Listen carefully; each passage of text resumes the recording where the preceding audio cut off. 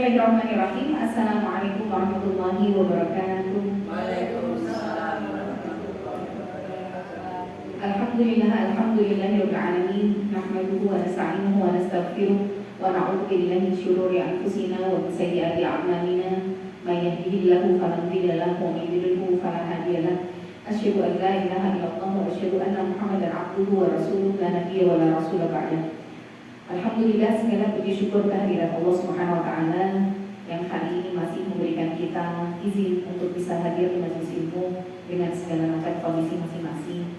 Dan apapun yang Allah takdirkan itu pasti dalam keadaan terbaik. Meskipun kadang kita sebagai manusia belum bisa melihat bahwa maksud Allah di balik takdir kita ini apa, tapi selalu berhusnudzon kepada Allah dan selalu katakan bahwa Allah itu tidak akan menyia-nyiakan kita, bahwa tidak ada yang sia-sia. Maka tidak kata Allah, tidak ada semua yang Allah ciptakan dengan sia-sia. Bahkan sesuatu yang kadang kita anggap remeh saja, kalau kita mau bedah itu pasti ada maksudnya. Apalagi dalam kehidupan kita sebagai manusia yang memang takdir kita ini sama Allah sudah dituliskan terlebih dahulu 50.000 tahun sebelum Allah menciptakan kitanya.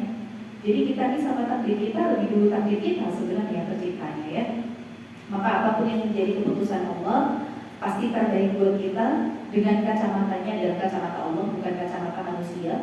Maka di tengah-tengah ujian yang memang Allah berikan sebagai salah satu cara untuk menguburkan dosa kita, haruslah kita bisa melihat ujian juga sebagai sebuah nikmat. Karena kehidupan orang beriman itu hakikatnya ya kita berada di tempat yang disebut darul bala, tempatnya ujian. Jadi kalau kita cari bahagia, kita cari kepuasan, kita pengen setiap kebaikan yang kita lakukan sama Allah dibalas sekarang, ya kita salah alamat kalau kita mintanya itu di sini. Kalau semua balasan dari kebaikan sudah kita dapatkan di dunia, terus sisanya yang nanti Allah kasih buat kita apa?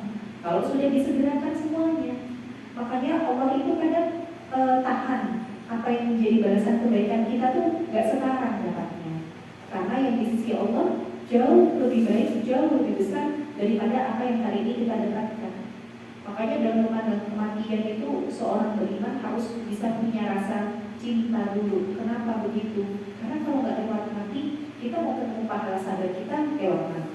Kita mau ketemu pahala ikhlas kita gimana caranya? Ya, maka apapun yang menjadi kondisi kita hari ini harus selalu dalam keadaan mensyukuri nikmat. Bukan bahagia dulu baru bersyukur, bersyukur dulu. Nanti Allah yang bahagiakan ya. Di tengah-tengah ujian yang banyak dijadikan sarana bersyukur juga. Alhamdulillah dikasih ujian sama Allah, maka nanti menghadap Allah berharapnya semoga kita sudah dalam keadaan bersih. Jadi tidak ada lagi kemudian Allah memberikan adab kita dikubur, karena di dunia ini kita sudah diuji dengan berbagai macam ujian. Maka sakit yang hari ini kita pun masih ikhtiarkan untuk sembuh ya, mungkin kesempitan harta, mungkin tadi balasan-balasan kebaikan yang tidak kita dapatkan di dunia, maka nggak apa-apa kalau hari ini sekedar fisik kita yang sakit. Karena fisik kita yang sakit itu sebenarnya tidak ada kewajiban untuk kita berobat. Beda sama hati yang sakit. Kalau hati yang sakit itu wajib untuk kita mencari obatnya. Hati yang sakit itu kalau lama-lama tidak kita obati ya akan berubah jadi hati yang mati. Maka hati yang mati akan dihinakan oleh Allah. Tapi fisik kita yang mati, bisa jadi ada orang yang justru dimuliakan dengan kematiannya. Maka kalau fisik kita yang sakit, ibu nggak minum obat, ibu nggak pergi ke dokter, ibu nggak dosa. Karena mencari obat itu bukan menjadi sebuah kewajiban. Kalau kemudian kita niatkan untuk ikhtiar biar sembuh ya tidak apa-apa. Tapi kita pun nggak doa biar sembuh itu ya nggak dosa. Bukan berarti dikasih sakit bukannya ikhtiar untuk sembuh malah diem aja. Loh, kita sakit diem aja itu nggak apa-apa loh. Kenapa begitu? Karena dulu generasi para sahabat pun ketika ada yang datang kepada Rasul gitu ya, contoh misalkan ada salah satu sahabat yang mendengar Rasulullah bersabda bahwa demam itu bisa menggugurkan dosa. Maka beliau berdoa sama Allah, ya Allah, kalau demam itu mampu menggugurkan dosa, maka berilah aku sakit demam setiap hari. Loh itu ada tuh sahabat yang minta gitu. Jadi beliau tuh kalau sudah wayai sore, demam terus sampai pagi. Pagi nanti sehat, nanti sampai sore sehat, sore demam lagi. Karena beliau pengen kalau itu bisa menjadi penggugur dosa, ya demam aja gitu. Nah, walaupun ini sebenarnya juga nggak boleh ya. Kita minta, kalau kita lagi nggak dikasih ujian, jangan minta ujian sebenarnya. Kalau lagi nggak sakit, ya terus mereka tuh tak loro jangan juga ya. Nah, jadi Rasulullah juga tidak melarang itu. Nah, ketika ada seorang perempuan yang datang kepada Rasul, beliau juga dalam kondisi sakit ayat. Ketika minta sama Rasul, tolong doakan aku supaya aku sembuh, Rasul cuma berikan dua pilihan. Kamu mau pilih mana? Tak doain kamu sembuh, apa kamu pilih sabar? Bagimu balasannya surga. Rasul nggak bilang, yowes, tak doain sembuh, kamu juga masuk surga. Nggak gitu pilihannya. Kamu pilih sembuh apa sabar? Nek sabar berarti nggak sembuh, gitu ya. Nek sembuh belum tentu masuk surga. Kan gitu pilihannya. Nggak ada pilihan ketiga. Kalau kita kan nawar. Ya Allah, ya aku pengennya ya sembuh, aku ya sabar, ya masuk surga. Kita pikirnya begitu. Tapi Rasul memberikan dua opsi ini. Maka perempuan ini akhirnya mengatakan, ya sudah, kalau gitu ya Rasul, aku pilih bersabar aja. Yang penting aku masuk surga. Rasul nggak kemudian menahan, loh berarti kamu nggak pengen sembuh? Enggak. Kemudian si perempuan ini akhirnya ketika memang dia tahu dia tidak didoakan Rasul untuk sembuh, keinginan terakhirnya cuma, ya Rasul, aku akan bersabar dengan sakitku ini, tapi boleh nggak kalau aku satu kali aja minta tolong didoain saat penyakitku ini tiba-tiba kambuh, aku jangan sampai auratnya tersingkap. Terus itu kok mintain. Jadi bukan terus jangan sembuh sewaktu-waktu, jangan kambuh pas aku lagi ini enggak. Ya namanya penyakit ayat ya kambuhnya sewaktu-waktu. Tapi karena dalam keadaan tidak sadar, sebenarnya kan orang kalau auratnya tersingkap ya nggak dosa, dia nggak sadar. Tapi dia masih mikirin auratnya, jangan sampai pas aku kambuh auratku tersingkap. Maka Rasul doakan dan sampai dengan akhir hayat auratnya tidak pernah tersingkap saat kemudian kambuh ayatnya. Nah ini juga menjadi dalil dari para ulama bahwa yang namanya sakit itu tidak ada kewajiban untuk berobat, minum obat, doa biar sembuh, nggak ada pilihan. Karena orang ketika sakit dia sabar jadi penggugur dosa. Berarti semakin berat sakitnya, berarti kan kalau dia sabar dan ikhlas, dosanya tuh semakin banyak yang digugurkan. Maka kita tuh kalau melihat orang meninggal, ada orang yang mungkin sakitnya sebentar terus meninggal, itu kadang di pikiran kita lebih baik daripada yang sakit lama banget terus meninggalnya setelah dia bertahun-tahun gitu. Kadang kan kalau kita takziah, ya Allah sakitnya nggak lama ya, kayaknya baru 3 hari di rumah sakit terus meninggal. Ada orang yang lama banget gitu ya, oh ya tak kira selape orang ketulung beda, nah gitu ya. Nah padahal sebenarnya yang namanya orang itu sakitnya lama atau sebentar bukan berarti yang sakitnya sebentar itu lebih baik daripada yang sakitnya lama. Berarti kalau orang kita kan nganggap, oh sakit sebentar tuh enak, nggak disiksa banyak-banyak. Padahal sakit yang sebentar bisa jadi dosa yang digugurkan juga belum banyak. Tapi orang yang kita rasa sakitnya sudah lama, seolah kita bilang kayak tersiksa banget sih hidupnya sampai bertahun-tahun loh sakit kayak gitu. Padahal bisa jadi itu cara Allah untuk menggugurkan dosa dia yang banyak sehingga menghadap Allah sudah dalam keadaan bersih. Nah ini terkadang memang pandangan kita sebagai manusia itu tertipu. Bukan berarti apa yang Allah tetapkan itu harus sama sesuai dengan apa yang menjadi pola pikir kita sebagai manusia. Nah maka ibu karena memang ini akan Idul Kurban ya, saya cuma ingin membahas saja dari sisi tazkiyatun nafasnya tentang bagaimana kurban ini. Tentu kita paham bahwa Nabiullah Ibrahim alaihissalam yang disebut sebagai bapak para nabi, itu beliau kita bilang pun bapak peradaban gitu ya, keluarga yang paling ideal. Kenapa? Karena dia seorang nabi, kemudian istrinya 2 solihah semuanya, anaknya 2 jadi nabi semuanya, keturunannya juga generasi para nabi. Tapi pernah nggak sih kita mikir keluarga yang ideal ini tentu bukan keluarga yang ujuk-ujuk atau tiba-tiba diangkat langsung sama Allah, dikatakan mulia langsung dikasih stempel manusia mulia, enggak. Karena tidak ada kemuliaan tanpa ujian. Maka kita belajar bagaimana beliau. Jadi Nabiullah Ibrahim itu beliau melakukan perjalanan panjang itu ke 3 negara. Beliau tuh asalnya orang Babilonia atau orang Irak. Jadi Nabi Ibrahim itu bukan orang Arab. Termasuk Hajar itu yang cikal bakal Mekah itu juga bukan orang Arab, orang Mesir kalau Hajar. Jadi wajar kalau keturunan Arab itu ya perpaduan antara Irak sama Mesir gitu ya. Ya ada ikal-ikalnya dan item-itemnya. Karena memang Hajar ini asli orang Mesir yang berambut ikal dan kulitnya kehitam-hitaman. Kalau di dalam sirah begitu.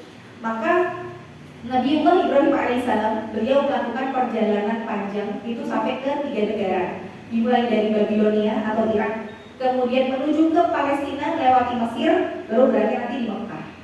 Maka ujian beliau itu ada di ayahnya yang namanya Azar. Bagaimana kemudian beliau bertauhid, beliau mengajak kepada dakwah, sedangkan bapaknya sendiri pentolan musuh bebuyutan, pentolan yang mengajarkan kesyirikan, karena yang buat patung itu bapaknya. Ini kan berat juga tantangannya Nabi Ibrahim gitu ya. Dan saat kemudian Nabi Ibrahim menghancurkan patung-patung itu, kemudian dikalungkan kapaknya di patung yang paling besar. Kemudian kaumnya marah sampai mengatakan, siapa yang melakukan ini? Maka Nabi Ibrahim mengatakan, fa'ala kabiruhum hada. Yang melakukan adalah yang paling besar nih, yang patung paling besar. Semua rakyatnya bilang, ya nggak mungkin lah orang dia patung terbuat dari batu, nggak bisa ngomong, nggak bisa jalan. Masa dia menghancurkan patung-patung yang kecil? Nabi Ibrahim dia bilang, ya harusnya kalian juga berpikir, lah patung yang nggak bisa ngapa-ngapa kok kalian sembahkan gitu ya. Akhirnya Raja Namrud yang mengumumkan bahwa Nabi Ibrahim ini harus dihukum dan eksekusinya adalah dibakar. Dan untuk menanamkan kebencian itu kepada para rakyatnya, maka Nabi Ibrahim memerintahkan untuk setiap orang mengumpulkan kayu bakar sebanyak-banyaknya. Jadi satu negara Irak itu semua wajib mengumpulkan kayu bakar dan dilakukan eksekusi pembakaran di pusat alun-alun kota. Dan di pusat alun-alun kota ini semua masyarakat itu menyaksikan.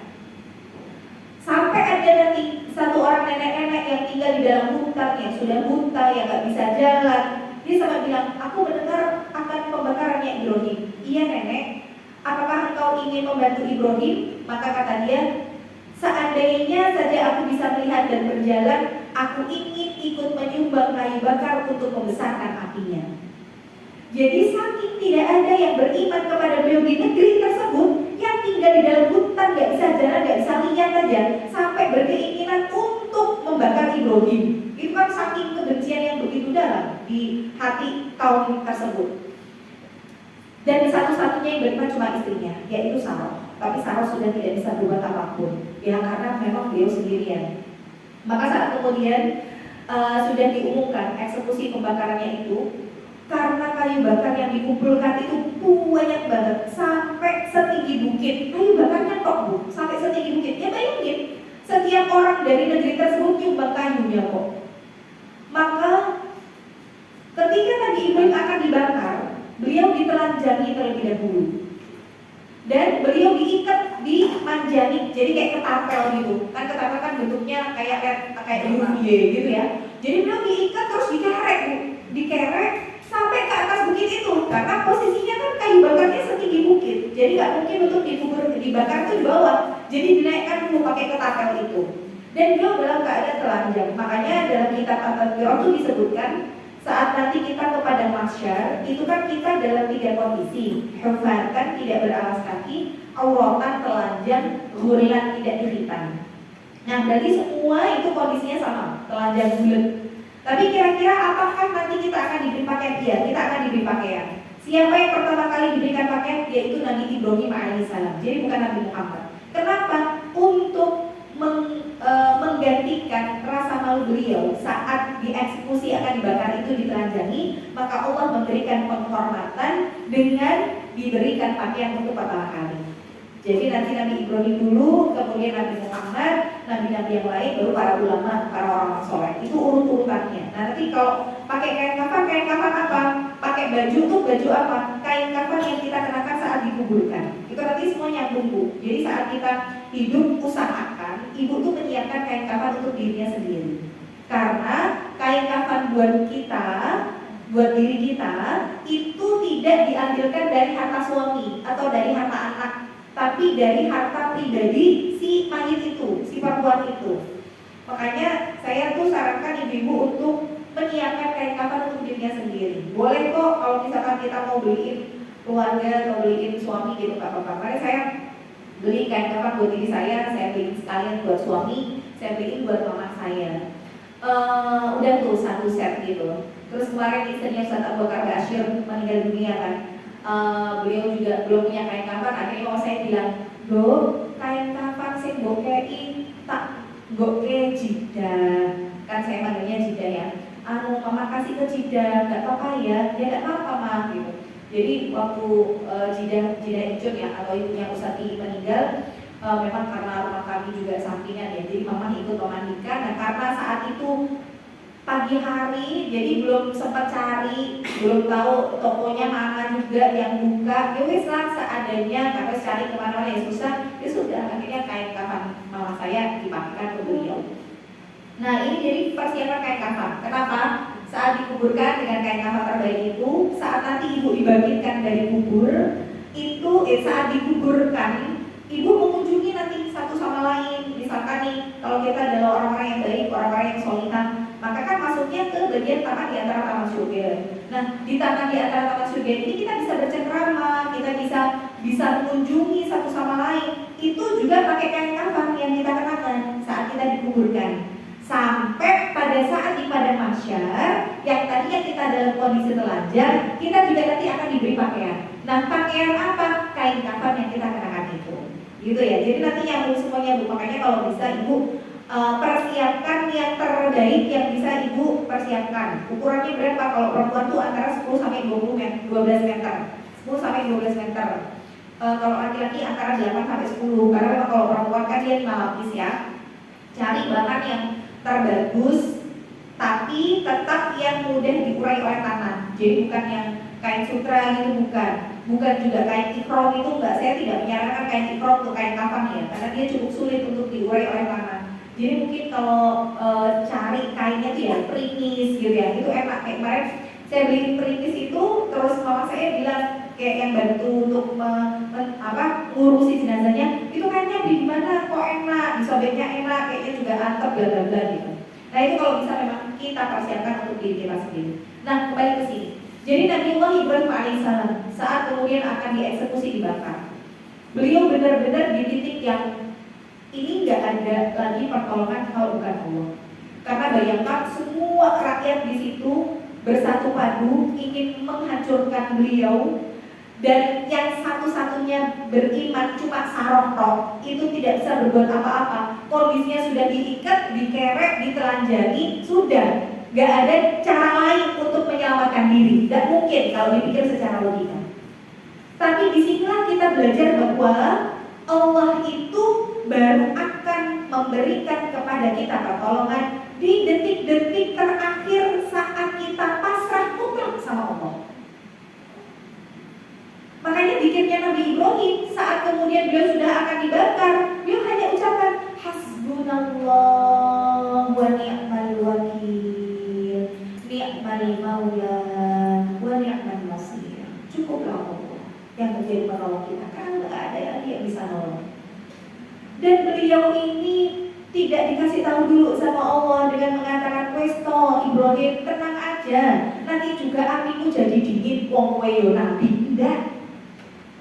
Nggak seperti yang di film-film kita tahu kalau pemeran utama nggak akan mati. Nggak. Benar-benar sudah dalam kondisi pasrah total mutlak ke Allah. Maka dikatakan dalam kitab tafsir Ibnu Katsir itu, ketika api sudah mulai dinyalakan, asapnya keluar, itu asap yang membumbung saja, saking besarnya. Kalau ada burung yang lewat di atasnya mati, asapnya tok loh, mati. Allah juga tidak terus memadamkan api itu dengan cara kayunya basah sehingga nggak bisa ini bakar, enggak. Atau koreknya kecil gitu ya, lempem, nggak bisa disumet, enggak. Benar-benar itu sudah dinyalakan kayu bakarnya, api pun sudah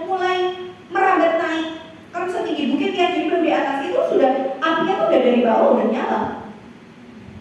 Dia sudah benar-benar pasrah ini, kalau misalkan bukan Allah yang nolong udah nggak bisa. Maka barulah di tingkat kepasrahan itu Allah memberikan jalan keluar. Ibu, ini kita jadikan sebagai pembelajaran untuk kehidupan kita. Kadang Allah kasih kita ujian. Padahal sebenarnya ketika Allah memberikan kita ujian, ada kesulitan, konsepnya adalah fa inna ma'al usri yusra. Konsepnya itu, bersama dengan kesulitan ada kemudahan. Bukan setelah ya, sebersama. Berarti kalau bersama itu datangnya bareng. Nah, Allah katakan al-usr, kesulitan. Kalau dalam bahasa Arab dia namanya isim ma'rifah, sesuatu yang sifatnya umum, sesuatu yang sifatnya khusus. Berarti kesulitan yang Allah kasih ke kita itu khusus, cuma kesulitan dunia toh. Satu toh kesulitan kita. Tapi kenapa kalimat kemudahan menggunakan isim nakirah, sesuatu yang umum, yusron? Maka ditafsirkan oleh para ulama, karena kemudahan yang Allah kasih ke kita, kalau kesulitannya satu cuma dunia toh, tapi yang datang ke kita berbarengan dengan kesulitan itu ada dua kemudahannya. Yusrun fid dunia wa yusrun fil akhirah. Kemudahan dunia dan kemudahan akhirat. Maka saat Allah kasih kita ujian hari ini, kadang kita masih cari solusi. Oh, ya Allah, ini butuh uang segini, mana harus ada sekarang. Ya Allah, gimana ya caranya? Kadang kita tuh mencari opsi dari manusia. Oh, nanti aku minta tolong sama ini, aku pinjam dari sini, aku bisa jual ini. Kita berharap bahwa akan ada solusi dari usaha yang sudah kita lakukan A, B, C, D. Makanya Allah itu seringkali tidak langsung memberikan pertolongan. Kenapa? Karena kita sebagai manusia masih ada rasa sombong ketika bisa melakukan banyak hal sendiri dan tidak melibatkan Allah. Iso-isone, bisa-bisanya aku cari solusi, nanti aku minta tolong dari ini. Maka di situ pertolongan Allah belum datang. Kenapa? Allah itu kepengen jadi satu-satunya dan yang kita bergantung mutlak sama Allah. Kamu benar-benar berharap sama aku toh, bahasa Allah begitu. Aku gak mau diduakan. Kalau kamu masih merasa ada manusia yang bisa untuk menolong kamu, ya sudah, coba silakan lakukan. Bisa gak manusia menolong kamu? Tapi saat kita sudah gak punya opsi lain, lah ya Allah, ini aku udah usaha dari sini, mentok ini kalau bukan karena Engkau yang nolong, gak akan aku bisa dapat jalan keluar. Di situ Allah baru menurunkan pertolongannya. Maka seperti Nabi Ibrahim, dia sudah gak tahu cari pertolongan itu ya apa. Maka saat benar-benar pasrah, tunduk, meletakkan harapan itu satu-satunya ke Allah, baru Allah kemudian katakan, ya nar kuni bardan wa salaman ala Ibrahim. Jadilah kamu api yang dingin dan menyelamatkan bagi Ibrahim. Allah gak cuma bilang kuni bardan, jadilah dingin. Karena apinya sebesar itu. Kalau apinya jadi dingin, Nabi Ibrahim belajar, ya kedinginan, hipotermia, ya meninggal juga. Maka Allah katakan selamat yang menyelamatkan dia. Bahkan sampai disebutkan Allah tuh sampai ngancam api. Api, kamu kalau nggak bisa jadi api yang dingin dan menyelamatkan buat Ibrahim, akan aku kembalikan kamu ke induk neraka kamu yang ada di jahanam. Jadi sampai diancam kayak gitu Bu, Allah itu ke api. Api itu walaupun dia panas, tapi ketika diancam dibalikin ke ibunya, ke jahanam, dia kemudian ketakutan Nabi ini. Bahkan sampai dikatakan selama 1 pekan api di seluruh dunia mati total karena ancamannya Allah itu. Jadi sampai gak ada yang nyala api itu seminggu, saking takutnya dia dengan ancaman Allah. Maka barulah saat itu kemudian beliau hijrah dari Babilonia, dari Irak menuju ke Palestina melewati Mesir. Nah ini juga sebenarnya kalau dalam kehidupan kita berada di lingkungan yang toksik, kita di lingkungan atau tetangga-tetangga kita semuanya orang-orang yang maksiat, perintahnya hijrah. Termasuk misalkan lingkungan kerja ini kok orangnya sukanya gosip aja, tinggalkan Bu. berhijrah cari yang baik. Bukan berarti kita putus silaturahim loh, bukan. Nabi Ibrahim meninggalkan ayahnya, bukan berarti putus silaturahim hubungan ayah dan anak, enggak. Tapi beliau hijrah untuk ke arah yang lebih baik. Maka ini boleh untuk kita lakukan. Seperti Rasulullah misalkan, Rasul itu tahu yang membunuh pamannya Hamzah adalah Wahsy. Sampai akhirnya Wahsy masuk Islam. Tapi Rasul katakan, wahai Wahsy, aku memaafkanmu, tapi tolong jangan pernah tampakkan wajahmu di hadapanku. Karena kalau aku melihat wajahmu, aku teringat lagi akan pamanku yang kau bunuh. Rasul memaafkan Wahsy, tapi memilih untuk menjaga hati supaya tidak terkotori ketika melihat orang itu yang dulu menyakiti beliau. Maka ini boleh kita lakukan dalam hubungan pertemanan. Aku bukan mau putus tali silaturahim antara teman, tapi nek karo dhewe aku ki gosip wae gaweane. Wes to. Ndak usah berteman untuk menghindarkan kita dari kemaksiatan. Boleh kayak gitu, Bu. Ya. Jadi yang dilakukan oleh Nabi Ibrahim adalah ketika beliau akhirnya berhijrahnya menuju ke Palestina lewati Mesir. Nah, karena Sarah ini wanita yang paling cantik, sehingga Raja Mesir yang saat itu gila wanita cantik, akhirnya menggoda Sarah ini. Dan singkat cerita ketika akan dilecehkan, Sarah mendoakan sampai tangannya nggak bisa digerakkan, didoakan lagi sembuh, mau melecehkan lagi, didoain lagi, sakit lagi, sampai nanti yang ketiga kalinya seluruh tubuhnya kaku, cuma mulutnya tok yang ngomong. Akhirnya si raja ini bilang, baiklah, untuk kali ini aku benar-benar berjanji tidak akan mengganggumu lagi. Sebagai saksi semua yang ada di sini, ya pengawalku, ya ajudanku, semua rakyatku akan menjadi saksi bahwa setelah kau doakan aku sembuh, aku tidak akan mengganggumu. Akhirnya didoakan sama Sarah. Sampai si rajanya bilang, kalian ini membawa kepadaku bukan manusia, ini setan ini, kata si raja itu. Udah, usir saja mereka dari sini, karena takutnya kalau mereka di sini, mereka akan membawa keburukan bagi kita. Tapi biar nanti ketika pergi dari sini gak doain buruk, wes kita kasih hadiah. Akhirnya dikasih hadiah banyak Nabi Ibrahim dan Sarah ini.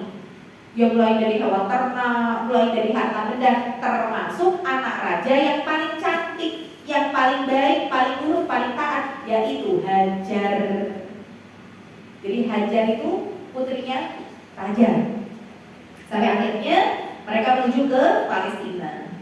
Nah, Nabi Ibrahim saat itu usianya sudah 90 tahun. Tentu bagi seorang laki-laki pengennya punya seorang anak yang bisa meneruskan estafet dakwahnya. Tapi ternyata Sarah ini mandul. Akhirnya ada istiadat orang Arab itu budak dinikahi jadi istri kedua supaya memang istri pertama masih punya kendali penuh atas itu. Yo, aslinya budak loh. Sekarang tak nikahin jadi istri keduanya suamiku, ya berarti kamu harus tetap nurut. Nah itu sebenarnya dalam adat istiadat Arab begitu. Nah ternyata ketika Hajar dinikahi, yang Hajar saat itu usia sekitar 20-30 tahun, setelah dinikahi Ibrahim, ternyata langsung hamil. Lahirlah Ismail. Sarah sebagai wanita yang solihah, tapi tetap punya sifat manusiawi. Dia juga tetap punya rasa cemburu, sampai akhirnya mengatakan karena juga takut nanti suaminya lebih cinta kepada Hajar dan putranya daripada dirinya, maka beliau katakan, demi Allah akan aku potong tubuhnya menjadi 3 bagian. Jadi itu sumpahnya Sarah, supaya Hajar ini dipotong, tak potong tubuhnya jadi 3 bagian. Tapi karena beliau wanita solihah, beliau bertobat akan perkataannya itu, dan Allah akhirnya menjadikan sumpahnya Sarah ini jangan sampai terlanggar gitu ya. Akhirnya ada untuk syariat wanita 2 itu dengan tindek kanan kiri, 1 itu khitan. Jadi 3 bagian wanita yang dipotong itu khitan, ini tindek sama khitan. Itu syariat karena sumpahnya Sarah. Alhamdulillah Sarah bersumpah cuma jadi 3 ya Bu, dan dari 100 aja. Tak potong jadi 100 bagian. Wah kita mau dikupel apa lagi ya. Nah, karena beliau juga ya kayak Rasul tadi dengan Wahsy, jangan tampakkan wajahmu di hadapanku gitu ya. Maka Hajar pun diminta oleh Sarah. Sarah yang minta kepada suaminya, singkirkan mereka berdua ini dari hadapanku. Karena ya ada rasa cemburu, takut nanti terjadi hal-hal yang tidak mengenakan, karena gimana pun cemburu yang membabi buta ya nanti malah akhirnya jadi buruk gitu ya. Akhirnya Allah perintahkan untuk meninggalkan hajat itu di tempat yang namanya Bakkah. Dulu namanya Bakkah ya, bukan Makkah, Bakkah. Sebuah padang yang sangat tandus, gak ada tanaman, gak ada air, gak ada kehidupan, gak ada orang, gak ada tetangga, gak ada sama sekali. Maka saat kemudian ditinggalkan di situ, ini kita belajar kepasrahan dan pengorbanan ya dalam materi Tazkiyatun Nafs ini. Maka saat kemudian beliau ditinggalkan, Nabiullah Ibrahim itu ketika berjalan menjauhi mereka, itu sampai gak berani balik badan, saking sebenarnya gak tega. Maka Hajar sampai akhirnya bertanya kepada Ibrahim, kenapa kau meninggalkan kami di sini? Dan Nabi Ibrahim gak mau nengok, karena takut kalau nengok nanti ujung-ujungnya gak tega lagi. Dia terus berjalan, tanya lagi, kenapa kau meninggalkan kami di sini? Sampai 3 kali berturut-turut ternyata gak dijawab. Nah ini nanti di pola parenting, pola komunikasi suami istri. Kadang suami itu kalau lagi dalam keadaan budrek, sumpek, banyak masalah, istri itu jangan kakean takon, ya, jangan kebanyakan tanya, karena tidak bisa jawab. Apalagi nek pertanyaannya esai. Kenapa? Nah itu kan jawabannya karena. Nah itu kan angel bu, ya. Kenapa toh? Kenapa toh Pak? Itu angel nih jawabannya. Makanya Hajar dengan cerdasnya beliau akhirnya merubah kalimat pertanyaannya dengan yang lebih sederhana.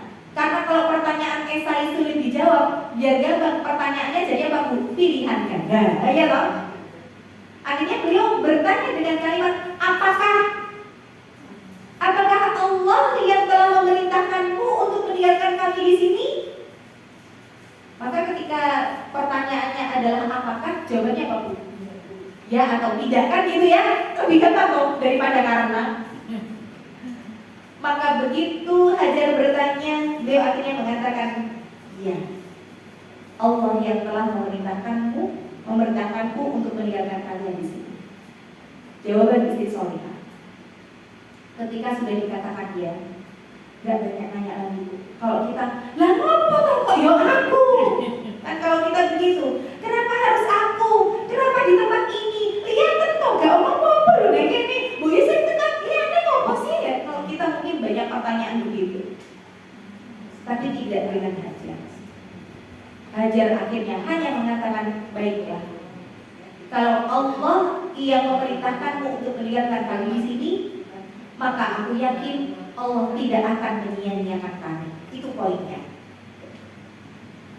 Kalau sudah taat itu, samina wa ata'na, ikut aja apa maunya Allah, Allah nggak akan pernah dolim sama kita. Pasti ada kebaikannya. Cuma kadang kita hari ini tuh kan tidak mudeng gitu loh. Maunya Allah apa? Nanti jalur kita tuh arahnya mau kemana? Kita hari ini belum paham. Tapi ikut aja apa yang jadi maunya Allah. Enggaknya tersesat, enggaknya kita ini celaka. Mau Allah yang paling tahu kok tentang kehidupan kita seperti apa. Maka saat kemudian beliau ada ditinggalkan di situ, sudah dalam keadaan Ismail juga kehausan karena ini perbekalan. Beliau juga asinya kosong, gak ada lagi makanan. Yang dia lakukan akhirnya lari antara Safa Marwah 7 kali sambil nangis itu pun. Tapi Allah kemudian perintahkan kepada malaikat Jibril untuk menghentakkan sayapnya. Jadi Jibril itu punya 600 sayap. Satu sayapnya Jibril itu kalau dibentangkan nutup antara timur ke barat. Maka Allah cuma perintahkan kepada Jibril hentakkan sayap, tak gitu. Keluarlah zat-zat dari hentakan kakinya Ismail.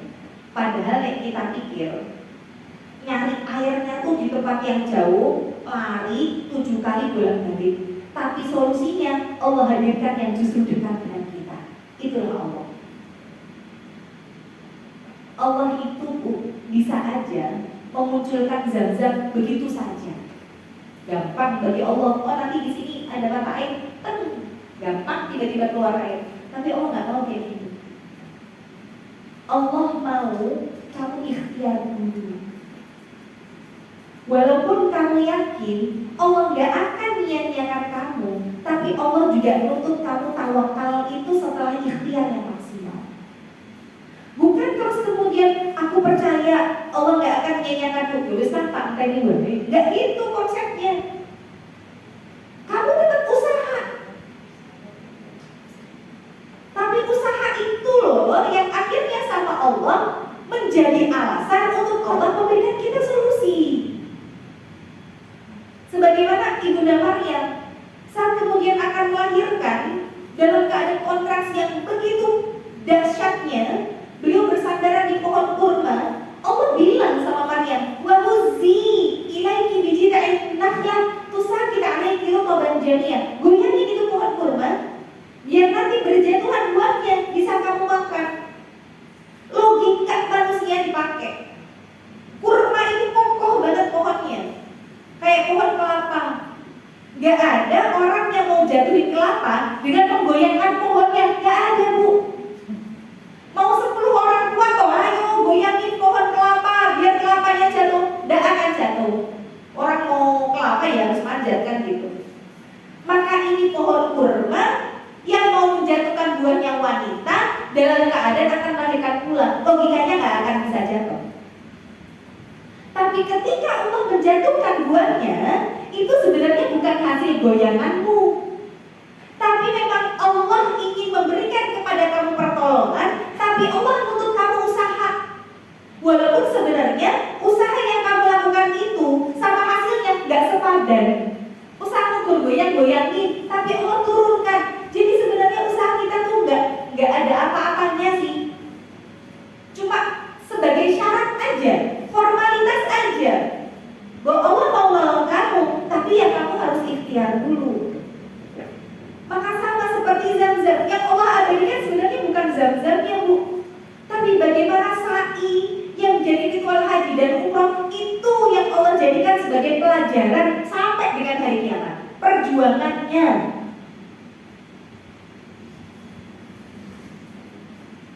Maka saat Zam-Zam itu keluar, jadi air kan itu sebenarnya, bukan terus namanya Zam-Zam, enggak.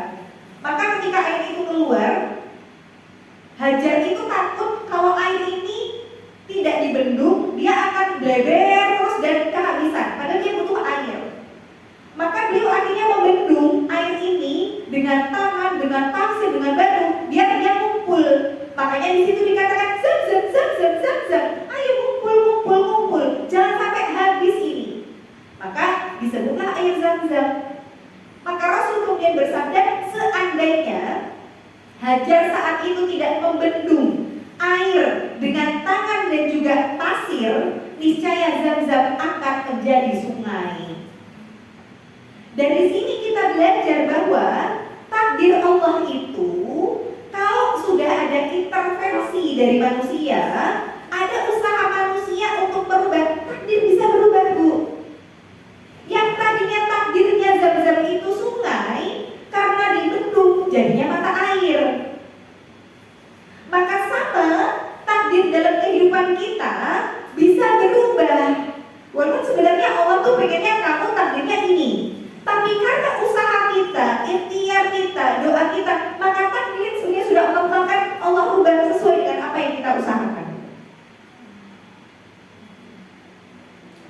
Nah, sudah ya, nanti begitu air Zam-Zam, kemudian orang-orang yang dari Yaman yang sedang melakukan perjalanan melihat kok di situ air, berarti ada kehidupan. Mulailah mereka mendirikan tenda di situ untuk beristirahat. Dari satu tenda nanti bawa keluarga, akhirnya jadi pengungsian dan lain sebagainya. Jadilah pemukiman. Awal mulanya begitu. Nah, Nabiullah Ibrahim alaihissalam itu ketemu sama Ismail ternyata cuma 3 kali tok dalam hidup. Tapi pola kepengasuhan seorang suami yang soleh kepada istri yang solihah bisa mendidik anaknya walaupun tanpa kehadiran bapak menjadi anak yang punya keteguhan iman luar biasa. Ibrahim ketemu Ismail cuma 3 kali. Pertama pada saat lahir Senger, terus ditinggalin.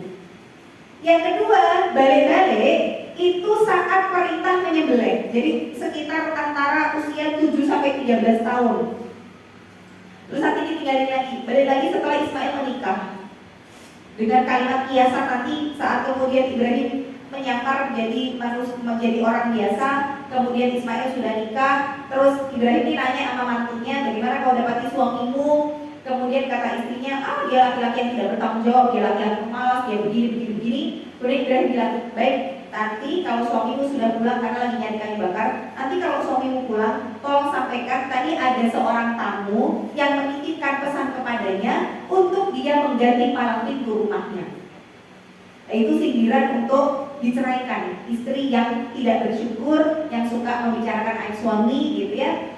Akhirnya Ismail paham, oh berarti tadi ayahku kesini, aku suruh menceraikan istriku, akhirnya diceraikan. Nanti Ismail menikah lagi, kemudian Ibrahim sama datang lagi, kemudian istri yang kedua ini menceritakan bagaimana sosok Ismail, laki-laki bertanggung jawab, dia laki-laki soleh, begini. Kata Ibrahim adalah, sampaikan kepada suamimu kalau pulang kata tamunya untuk mempertahankan palang pintu rumahnya. Nah, jadi peristiwa saat kemudian Nabi Ibrahim kembali lagi ke Ismail dan juga Hajar sekitar umur 7 tahun. Saat itu beliau bermimpi menyembelih itu. Dan mimpi itu kan kalau baik datang dari Allah, buruk datang dari setan ya. Dan mimpi seorang nabi dan rasul itu adalah wahyu. Makanya beliau di situ cukup galau juga, masa iya sih mimpi nyembelih anak berarti itu perintah untuk aku menyembelih anakku. Maka beliau ajak musyawarah Ismail yang saat itu sekitaran umur segitu ya. Kata Nabi Ibrahim adalah, wahai anakku, ini araka fil manami anni atbahuka. Aku melihatmu di dalam mimpi bahwa aku menyembelihmu. Fanzur madza tara, coba kau lihat bagaimana pendapatmu akan hal ini. Seorang anak umur 7 tahun dari bayi lahir udah ditinggalin bapaknya, cuma berdua tok sama ibunya di lembah tandus yang gak ada apa-apa. Tiba-tiba datang terus bilang, lele, piye yo bapak ngimpi beleh kowe le.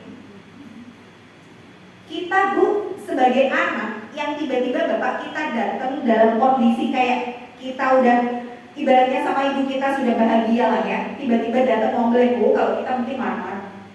Walah pak, nek jenengan kesini cuma ngombleng aku, rasa balik sisan. Aku sama ibu mending hidup berdua aja kalau kita begitu. Tapi lihat pola pendidikan Hajar yang berhasil menanamkan ruh tauhid, begitu mengakar keimanan dalam diri beliau. Anak 7 tahun bu, sampai akhirnya bisa mengatakan kepada ayahnya dengan perkataan yang sangat lembut. Beliau katakan, ya abadi. Abadi itu kalimat untuk penggunaan ayah, tapi yang benar-benar halus banget. Abadi kayak ayahku tersayang gitu. Mau dibeleng pasti, wahai ayahku tersayang. Mau dibeleng. Maka beliau katakan, ya abadi fa'alina tu'ma. Wahai ayahku tersayang, lakukan apa yang kau perintah, apa yang diperintahkan. Bukan cuma di situ tuh kalimatnya berhenti.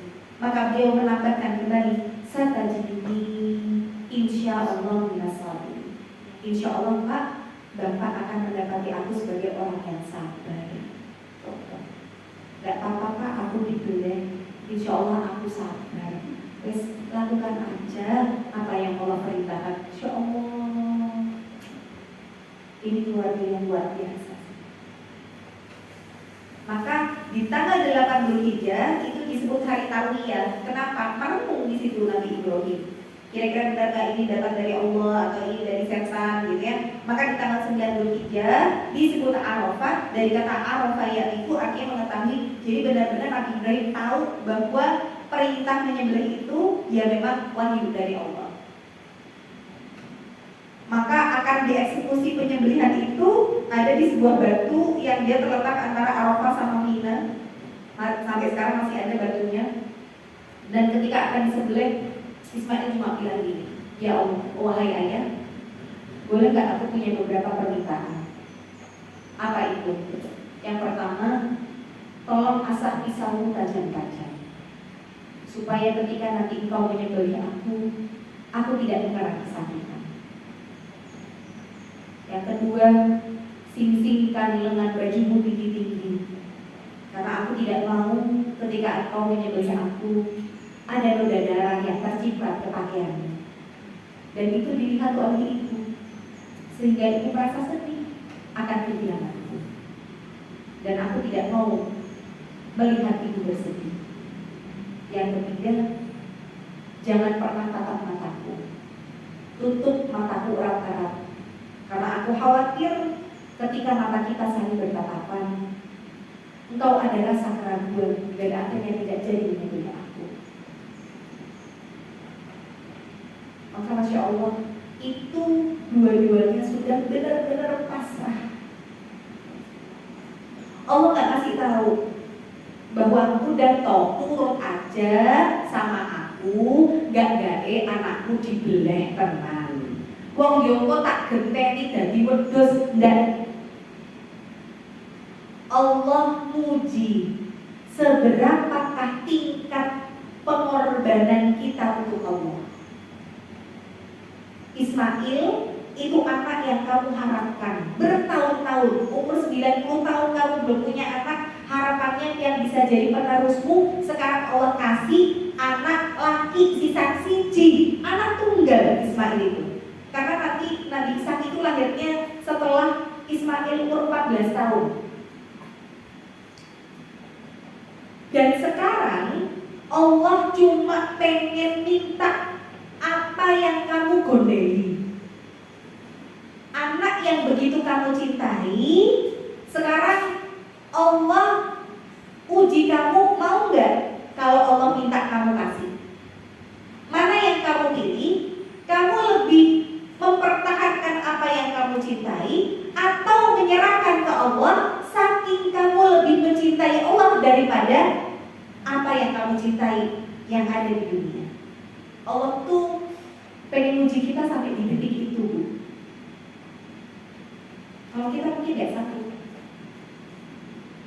Makanya ujian yang paling berat itu ya ujian para nabi dan rasul. Allah juga gak bilang, udah toh percaya kok kamu nabi, masa ya gak kasih mukjizat tidak? Coba, mau gak kamu ngasih apa yang kamu cintai? Jadi benar-benar posisi lehernya Ismail itu sudah dibantu sekarang gitu. Bahkan pisau itu sudah di sini. Wes tinggal ketika diairkan gini, gitu ya, barulah di situ Allah gantikan dengan seekor kambing yang gendut. Tapi saat itu apakah Allah kasih tahu mau diganti? Enggak. Maka kita belajar dari kisah beliau, ya, hikmah besar dari keluarganya Hajar dan juga Ibrahim. Yang pertama, tawakal tidak berarti pasif. Banyak orang yang mengatasnamakan, ya wis lah, enek masalah koyong ini aku tawakal wae. Banyak orang mengatakan tawakal itu pasrah, padahal pasrahnya dia nggak ada usaha. Itu namanya bukan tawakal, namanya tawakul. Ya karena tawakal itu pasrah bongkokan, Bu. Tapi kalau tawakal, sebagaimana Hajar yakin sama Allah nggak akan menyanyiakan kita. Tapi dengan keyakinan itu, beliau juga tetap lari, Bu, cari air itu sambil nangis. Maka kita diajarkan oleh Allah berdoa itu ya harus disertai dengan ikhtiar. Orang berdoa, tak mengandalkan kekuatan doa, iya, tapi nek kamu nggak usaha, yuk berdoa bohong. Ya, doa tanpa usaha bohong, usaha tanpa doa sombong. Kita cuma cari solusi caranya gini-gini, tapi kita nggak melibatkan Allah. Sombong kamu jadi manusia. Kamu tuh hakikatnya nggak akan bisa apa-apa kalau nggak ditolong sama Allah. Maka yang kedua, kita belajar bahwa ibu yang sholihah bisa mengubah peradaban. Maka yang diabadikan oleh Allah itu langkahnya Hajar, diabadikan sampai hari kiamat tiba. Maka seorang ibu yang dia bertauhid itu bisa melahirkan generasi para nabi. Padahal kalau kita pikir Hajar ini bukan orang Mekah, orang Mesir. Bahkan keadaan ayahnya yang raja Mesir pun juga tidak bertauhid. di bawah pendidikan seorang suami yang solih, bisa melahirkan istri yang solihah, sampai generasinya pun menjadi generasi para nabi. Kemudian yang ketiga, kita belajar bahwa pendidikan tauhid dimulai dari rumah. Maka ketika hari ini kita mulai berusaha untuk memperbaiki generasi kita, mencetak anak cucu kita jadi anak cucu yang solih, maka konsep pertama yang kita ajarkan itu bukan pertama kali belajar baca tulis, berhitung, cari hitung, enggak. Konsep pertama yang harus diajarkan itu konsep tauhid. Maka saat kemudian konsep tauhid ini diajarkan dengan benar, kita lihat tadi bagaimana jawabannya Ismail itu menunjukkan iman dan kepatuhan yang luar biasa kepada Allah. Yang keempat, kita belajar bahwa jalan menuju kemuliaan itu penuh pengorbanan. Gak ada orang yang mau hidup mulia tanpa ujian, gak ada, Bu. Kalaupun hari ini kita lihat orang sukses hidupnya enak, jangan dilihat sekarang. Lihat perjuangannya untuk bisa sampai di titik itu tuh gimana. Berdarah-darahnya, mungkin ditipu sampai ratusan juta, bahkan MM-an, mungkin dia difitnah dan sebagainya. Sama mungkin Ibu tadi di awal cerita bagaimana pendidikan ini wanita Islam dari tahanan-tahanan masyumi gitu ya. Sekarang orang cuma bisa melihat wanita Islam, Masya Allah sudah punya gedung, udah punya begini-begini. Orang nggak melihat dulu perjuangannya kayak apa.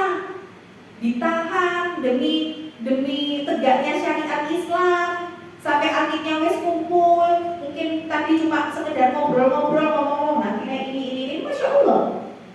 Jadi gak ada yang namanya orang bisa mulia tanpa hidupnya diuji. Ibrahim diuji dengan anak, Hajar diuji dengan kesendirian, Ismail diuji dengan nyawanya, tapi semuanya bisa jadi mulia karena sabar. Bahkan Nabi Ibrahim juga ujiannya ayahnya Azar membuat patung. Jadi hari ini tuh kita sebenarnya sedang berjuang dengan ujiannya masing-masing. Ya. Kemudian yang kelima, Allah mengambil untuk memberi yang lebih besar. Gak mungkin Allah itu mau mendolimi kita.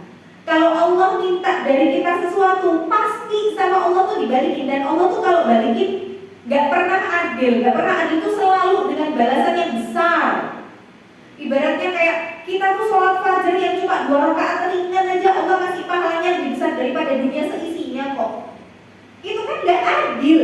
Kita melakukannya ringan, sepele, tapi Allah balasnya gak main-main. Nah sekarang Allah mengambil yang berharga, yang begitu kita cintai dalam hidup, terus Allah balikin kita tangan kosong, ya gak mungkin lah. Maka saat kemudian Hajar ditinggal di lembah yang tandus, gak ada yang menyangka saat itu bangkah yang benar-benar kering kerontang, gak ada kehidupan. Hari ini Allah jadikan lembah yang tandus itu jadi kiblatnya kaum muslimin, jadi kota yang paling suci, jadi pusatnya haji. Itu loh sebenarnya yang Allah mau untuk mengajarkan kita. Makanya kita itu kalau di titik yang kadang gak pudel, maksud Allah apa, taat aja dulu. Sudah, stamina wa atokna. Perkara nanti gimana, ya biarin Allah nanti yang ngatur jalan hidup kita. Maka kaitan kisah ini dengan tazkiyatun nafas, dengan ibadah kurban, saat kita beli hewan kurban itu, ingat bukan sekadar transaksi, bukan sekadar tradisi tahunan, bukan sekadar berbagi daging, tapi simbol kita katakan, ya Allah, aku siap mendahulukanmu di atas segala cinta. Itu sebenarnya hakikat kurban. Mungkin Allah tuh nggak nyuruh kita secara hakikat menyembelih anak kita sebagaimana Ibrahim yang diperintahkan menyembelih Ismail. Tapi Allah itu cuma minta kita hari ini sembelihlah kesombongan kita, cinta kita pada hawa nafsu, keterikatan kita pada dunia, senangnya kita sama mengumpulkan materi, sama malesnya ibadah, sama dosa yang sampai sekarang masih kita pertahankan. Allah cuma minta sembelih rasa itu. Maka renungan buat kita. Banyak Bu orang yang pengen seperti Hajar, tapi gak siap untuk diuji kayak Hajar. Orang banyak pengen sekedar dalam tanda kutip keluar Zam-Zam. Wah, seperti mendapatkan oase di tengah padang pasir. Orang berharap ada solusi, jalan keluar dari arah tidak disangka-sangka. Orang cuma sekedar pengen itunya. Allah pengen negeri yang tandus tadi jadi subur, enggak subur sih, jadi berkah. Maka Allah, orang-orang inginnya Zam-Zam, inginnya keberkahan, inginnya anaknya jadi anak-anak soleh, inginnya punya keturunan soleh, pengennya hidup mulia. Tapi dia nggak sabar, tapi dia nggak siap sabar, nggak siap tawakal, nggak siap berjuang, nggak siap taat saat kondisinya memang sulit. Padahal dulu sebelum Zam-Zam muncul, Hajar lari-lari sambil nangis. Sebelum kurban disyariatkan, ya Ibrahim harus siap kehilangan dulu. Maka keluarga yang ideal itu bukan keluarga yang tanpa ujian. Kita pun juga begitu. Para nabi dan rasul, mereka ya nangis, mereka ya takut, mereka yang seringkali merasa berat. Tapi satu sebenarnya membuat mereka mulia, mereka lebih memilih Allah daripada diri mereka sendiri. Sekarang bisa nggak kita kayak gitu? Ya. Nah, ini untuk pensucian jiwa kita, tasqiyah bagi diri kita. Apa sih yang hari ini kita pertahankan dengan sangat erat? Harta, materi, validasi manusia, kita pengen dianggap hebat, kita pengen dikatakan orang soleh dan lain sebagainya. Allah minta kita menyembelih itu semua, tinggalkan, dan itu kamu lakukan untuk Allah. Kalau sudah begitu, Allah janji Allah nggak akan ngecewain kamu. Wa ila rabbika farghab, hanya kepada Rabbmu, hanya kepada Rabbmu kamu berharap. Kalau sudah kita menjadikan Allah sebagai satu-satunya zat yang kita bersandar mutlak sama Allah, Allah janji Allah akan berikan yang tidak kita sangka-sangka dari kebaikan-kebaikan. Gitu ya. Barakallahu fikum, semoga bisa memberikan kepada kita manfaat untuk mensucikan dan membersihkan jiwa kita, dan Allah menerima semua amal ibadah kita, diampuni dosa-dosa kita sebelum kita menutup mata. Amin ya rabbal alamin. Kita akhiri dengan hamdalah dan kafaratul majlis. Alhamdulillahirabbil alamin. Subhanakallahumma wa bihamdika asyhadu an la ilaha illa anta astaghfiruka wa atubu ilaik. Wassalamualaikum warahmatullahi wabarakatuh.